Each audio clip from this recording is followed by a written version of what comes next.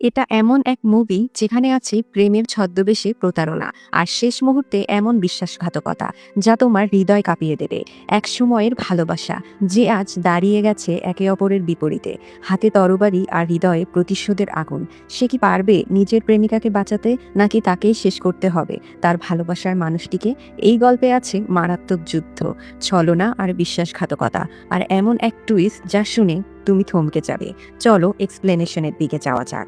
মুভির শুরুতেই আমরা দেখতে পাই এক অত্যন্ত সুন্দরী মেয়েকে যে গাছের নিচে বসে আছে। তার নাম বাইজিং এবং তার বন্ধু জিয়াং খুব অসুস্থ, তাই সে তার জন্য ওষুধ আনতে জঙ্গলে এসেছিল। সে কিছু ভেষজ পাতা তুলতে যাচ্ছিল। ঠিক তখনই একটি সাদা সাপ তাকে কামড়ে দেয়। সাথে সাথেই এক প্রবল ঝড় শুরু হয় আর সে নদীতে পড়ে গিয়ে অজ্ঞান হয়ে জ্ঞান হারিয়ে ফেলে। পরবর্তী দৃশ্যে দেখা যায় বাইজিং একটি ভেসে চলা কাঠের উপর অচেতন অবস্থায় পড়ে আছে। তার পাশে একজন ছেলেও রয়েছে, তার নাম নিউ লং। আসলে সে এই বাইজিং এর প্রাণ বাঁচিয়েছে। দেখতে তাকে খুবই হ্যান্ডসাম এবং শক্তিশালী লাগছিল। কিছু সময় পর বাইজিং জ্ঞান ফিরে পায় এবং নিউ লংকে দেখে তাকে জিজ্ঞেস করে, আমি এখানে কিভাবে এলাম? আমাকে কি তুমি এখানে নিয়ে এসেছো? তার এই প্রশ্নে নিউ লং তার দিকে তাকায়। বাইজিংও তার দৃষ্টিতে এতটাই মুগ্ধ হয় যে চোখ ফেরাতে পারে না।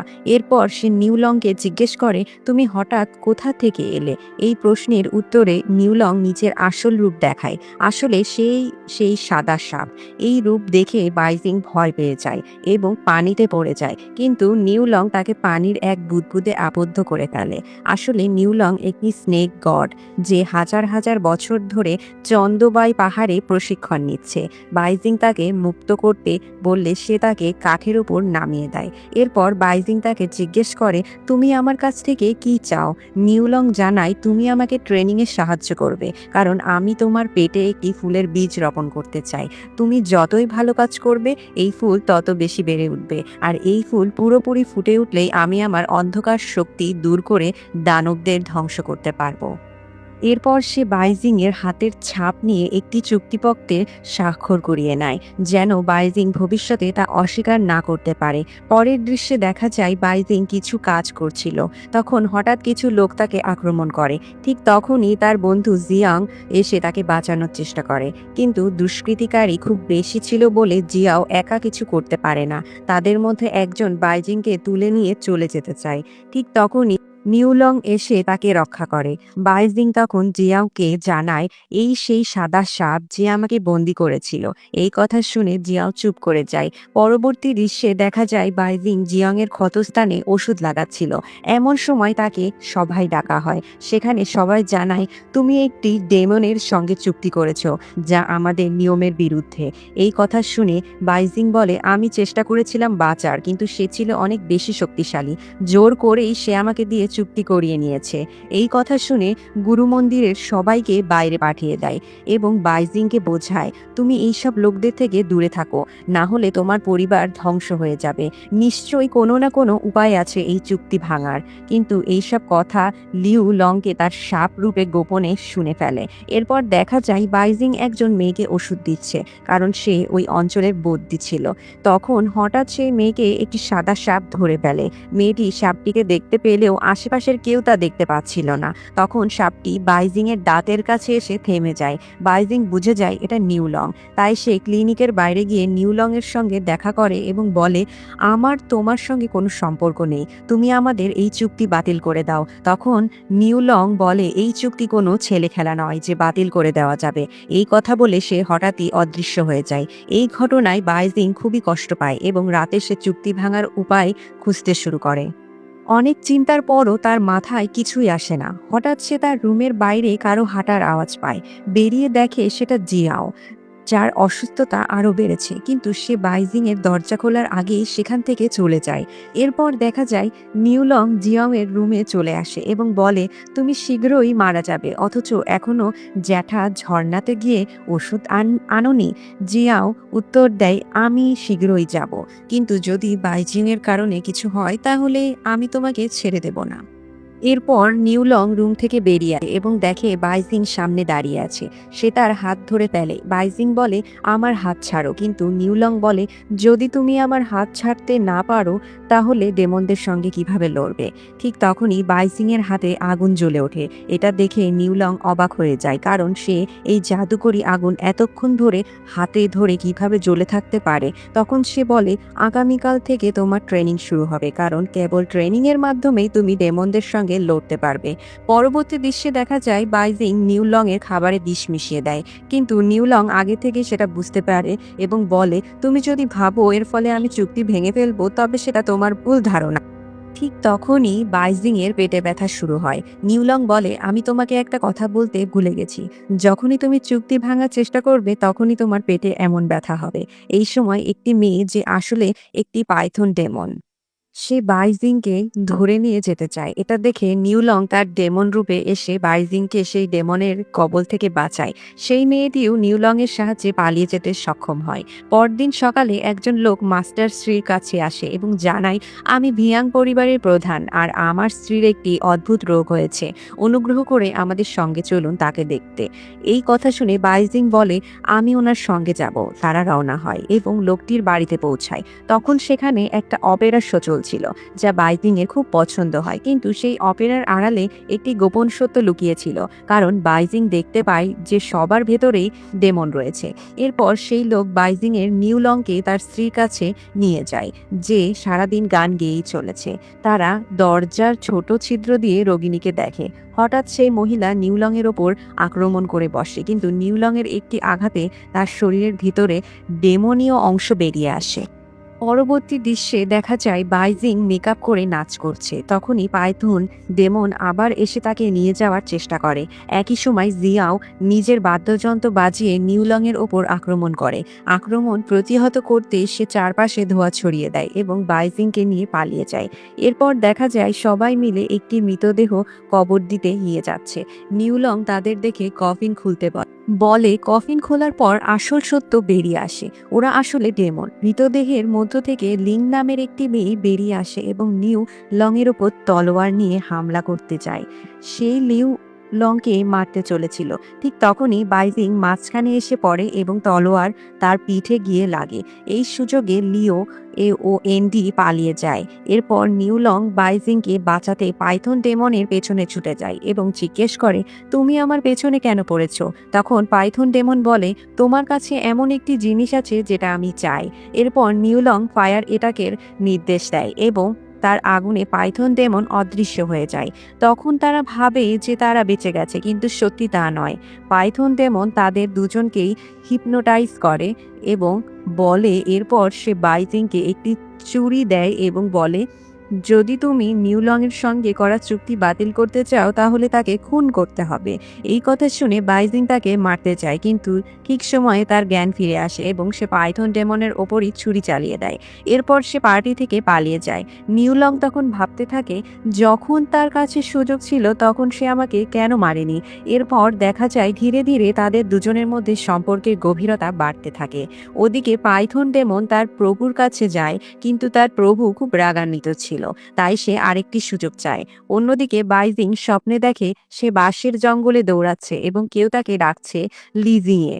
এই স্বপ্ন দেখে সে কিছুটা উপলব্ধি করে। এরপর নিউলং আবার বাইজিং এর বাড়িতে আসে এবং তাকে একটা হেয়ার পিন উপহার দেয়, কিন্তু বাইজিং সেটা বুঝতে না পেরে বলে, এই হেয়ার পিনটা তুমি তোমার স্ত্রীর জন্য রাখো। এরপর সে নিউলংকে নিজের স্বপ্নের কথা জানায়। তারপর সবাইকে চিকিৎসা করার জন্য লিজিংয়ে গ্রামে যায়। সেখানে তারা দেখে সবার মুখে অসুস্থতার ছাপ থাকলেও ভেতর থেকে সবাই সুস্থ।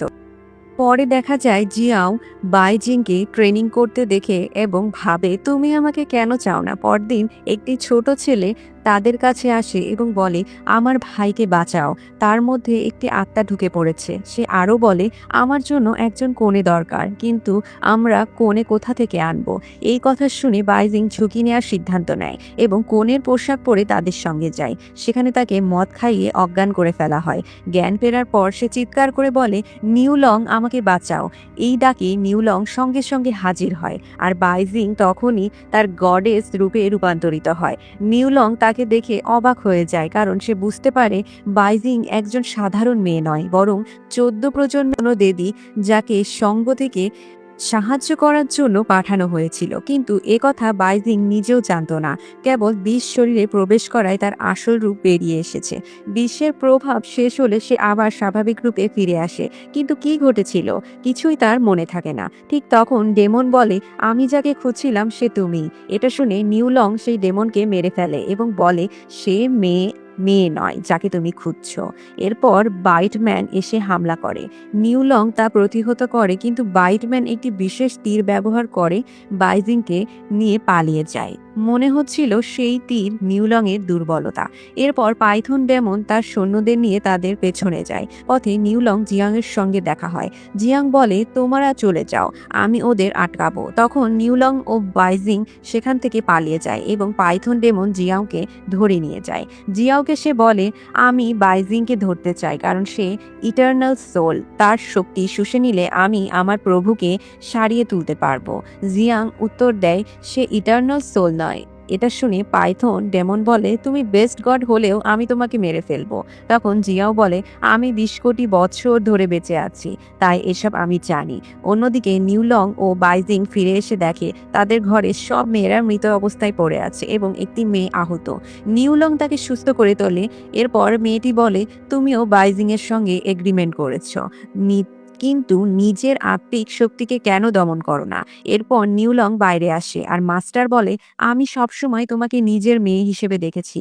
তখন বাইজিং কাঁদতে কাঁদতে বলে, আমাকে ক্ষমা করে দাও, আমি চুক্তি বাতিল করতে পারিনি। মাস্টার বলে, আমি আগে থেকেই জানতাম তুমি পারবে না, কারণ নিউলং তোমার সঙ্গে চুক্তি করেছে, কারণ তুমি ইমমর্টাল সোল, তোমার ভেতরেই সেই শক্তি আছে। এরপর বাইজিং জঙ্গলে যায় এবং কান্না করতে করতে ঘন্টা বাজাতে থাকে। তখন নিউলং আসে। বাইজিং বলে, তোমার আমাকে প্রয়োজন পড়েছিল কারণ আমি এটারনাল সোল। নিউলং বলে, হ্যাঁ এটা সত্যি, কারণ তোমার আত্মা আমার প্রশিক্ষণকে আরো শক্তিশালী করে। এই কথা শুনে বাইজিং ক্ষেপে যায় এবং নিউলং এর ওপর ছুরি চালায়, কিন্তু সে তা থামিয়ে দিয়ে বলে, শান্ত হও, আমার মনে তোমার প্রতি কোনো খারাপ অনুভূতি নেই। ডেমন হোক বা মানুষ, সবাই জীবনের ভয়ে থাকে, কিন্তু তাও যদি তুমি মনে করো আমি ভুল, তাহলে আমাকে মেরে ফেলো। এই কথা শুনে বাইজিং ছুরি ছুড়ে দেয়, কিন্তু সেটা নিউলং এর পাশে গিয়ে পড়ে। তখন বাইজিং এর হৃদয় গলে যায় এবং সে কাঁদতে কাঁদতে বলে, দয়া করে চুক্তি বাতিল করে দাও, আমরা দুজনেই এখন আলাদা জীবন কাটাবো। তখন তারা এই কথা শুনে নিউলং সেই চুক্তি পুড়িয়ে ফেলে। এরপর দেখা যায় অন্ধকার রাতে লিং এবং আই বাইক জিংকে অজ্ঞান করে বাইট ডেমনের কাছে নিয়ে যায়। নিউলং সব দেখছিল কিন্তু কিছুই করেনি। ওদিকে পাইথন ডেমন বাইজিং এর ভেতর থেকে শক্তি বের করতে যায়। ঠিক তখন নিউলং এসে তাকে ধাক্কা মেরে দূরে সরিয়ে দেয়। এরপর সে লিও এর শক্তি শোষণ করে পালিয়ে যায়। তখন বাইজিং চিৎকার করে বলে, আমি তো তোমাকে চলে যেতে বলেছিলাম, তাও তুমি কেন এলে? নিউলং উত্তর দেয়, আমি তোমার চাকর নই যে তোমার কথা শুনে সব ছেড়ে চলে যাব। এরপর তারা সেই লোকটিকে খুঁজতে থাকে যে এক জলাশয়ের পাশে পড়েছিল। তখন পাইথন ডেমনের লোকজন তাদের উপর আক্রমণ করে। এরপর নিউলং সেই আক্রমণের মোকাবিলা করে। সে তখন খুঁজতে শুরু করে সেই বস্তুটা, যেটা ছিল পুকুরের ধারে পড়ে থাকা অবস্থায়। তখন বাইট ডেমনের লোকেরা তাদের উপর হামলা করে। এরপর নিউলং তাদের মারতে ব্যস্ত হয়ে পড়ে, আর এই ফাঁকে বাইট ডেমন বাইজিং এর উপর আক্রমণ করার চেষ্টা করে। এরপর সে তার কাছে ফিরে যায়, কিন্তু সেখানে গিয়ে দেখে সবাই মরে গেছে, পড়ে আছে, আর কে নিজেও সিংহাসনে নেই। সে তাকে খুঁজতে শুরু করে, এদিক ওদিক দেখতে থাকে। আর তখনই বাইট ডেমনের দেহর ভেতর থেকে কেউ একজন তার শক্তি টেনে নিচ্ছিল, যে আসলে ছিল তারই কে, জিনভা নামে, যে দেখতে চেয়েছিল কি ভীষণ সুন্দর। তখনই লু লোংয়ের সেখানে পৌঁছে যায় এবং তাকে দেখে অবাক হয়ে যায়, কারণ কে ও সে একে অপরকে আগেই চিনত এবং দুজন দুজনকে ভালোবাসতো। কে তখন বলে, আমি সবসময় তোমাকে মনে রেখেছি, কিন্তু কিছু সাধু আমার আত্মার বাকি অংশটুকু এক বাটিতে ভরে রেখেছিল, যার ফলে আমি তোমার সামনে দাঁড়াতে পেরেছি। এছাড়াও আমি জানি আমাকে বাঁচানোর জন্যই তুমি বাইজিং এর সঙ্গে সমঝোতা করেছিলে। এতে নিউলং বলে, তুমি যাকে খুঁজছো সেই সেই মেয়ে যে নোয়া প্যালেস থেকে মর্তে এসে এক মরণশীল আত্মা হয়েছে, তাই ওর সাহায্যেই আমি আবার জীবিত হতে পেরেছি, আর এই জন্যই তোমাকে ওকে মারতে হবে। এই কথা জিং শুনে ফেলে এবং সে বাইজিংকে জানাতে চলে যায়। তখন নিউলং তার পেছনে ধাওয়া করে এবং দুজনেই তাদের আসল রূপে ফিরে আসে। এখন দুজন একে অপরের ওপর আক্রমণ করে এবং তাদের আক্রমণ একে অপরের নিস্তব্ধ করে ফেলে। দুজনেই শক্তিশালী। এরপর তারা নিচে মাটির ওপর নেমে আসে, যেখানে নিউলং তার তলোয়ার দিয়ে এবং জিউকে তার পাখার মাধ্যমে লড়তে থাকে। এই লড়াই দুজনই সমান শক্তির মালিক, কিন্তু তখন কেউ হার মানছিল না। তারপর জিও বলে, আমি যেভাবেই হোক না কেন বাইজিংকে রক্ষা করব। এর মধ্যেই বাইজিং সেখানে এসে উপস্থিত হয়। জিয়াও তাকে সত্য কথা জানাতে চায়, কিন্তু বাইজিং বলে, আমি কাকে বিশ্বাস করব? আর যদি তোমাকে বিশ্বাস করিও, তাহলে তুমি কি আমার জন্য কাউকে মারতে পারবে? এই কথা শুনে জিয়াও হ্যাঁ বলে। তখন বাইজিং তাকে ছুরি মেরে দেয়, কিন্তু প্রকৃতপক্ষে সে বাইজিং ছিল না, সে ছিল হুয়া, যে বাইজিংয়ের রূপ নিয়ে এসেছিল এবং সে জিয়াওকে মেরে ফেলে। এরপর হুয়া নিউলংকে বলে, এখন যেহেতু সে মারা গেছে, তাই বাইজিংকে এনে দাও। এটাই এখন তোমার কাজ। আর তুমি কি পারবে তাকে মারতে? এই শুনে নিউলং বলে, আমার উপর ভরসা রাখো, আমি তাকে অবশ্যই আনবো। এরপর দেখা যায় বাইজিং একটি গাছের পাশে দাঁড়িয়ে আছে। নিউলং সেখানে যায় এবং তাকে জড়িয়ে ধরে। তারপর সে বাইজিংয়ের পিঠে ছুরি চালিয়ে দেয়। এই দৃশ্যের মধ্য দিয়ে এই মুভি শেষ হয়ে যায়। তোমার কি মনে হয়, নিউলং কি সত্যিই বাইজিংকে মারতে পারবে?